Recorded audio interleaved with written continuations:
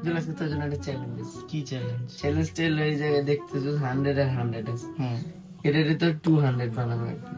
কিন্তু 200 আছে, দেখো 100 না, আর না। 100 এবং এই 200 জায়গায় একটা চ্যালেঞ্জের বিষয়টা হচ্ছে এই জায়গায় মানে 200 করার জন্য কোনো কিছু দিক থেকে সরানো মানা যাবে না, খালি একটা দাগের সাহায্যে এটা 200 বানানো, অনলি একটা লাইনের মাধ্যমে, আচ্ছা, কোনো কিছু সরানো যাবে না।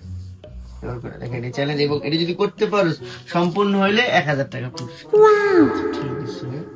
তাহলে এটা কি করা যায়? এখানে যদি আমরা একটা প্লাস দিয়ে দিই, হবে না তো 100 প্লাস 100, এই জায়গাটা তো 100 প্লাস আমি 100 শুধু একটা 200। দাগ দিতে বলছি, তুই তো 1 এর উপরে দিয়ে দিস, এটা হবে না, অনলি এক দাগের মাধ্যমে এটা করা লাগবে 200।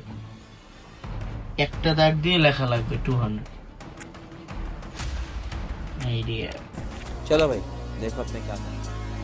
তাহলে এটারে যদি আমরা এমনি দিয়ে দিই, দেখো তো এটা কি? এটা তো হইলো না। না, না, এগুলো কি? এটা কি আজও? আল্লাহ হাফেজ। কি রে ভাই, এটা তো বাটপাড়ি হয়ে গেল।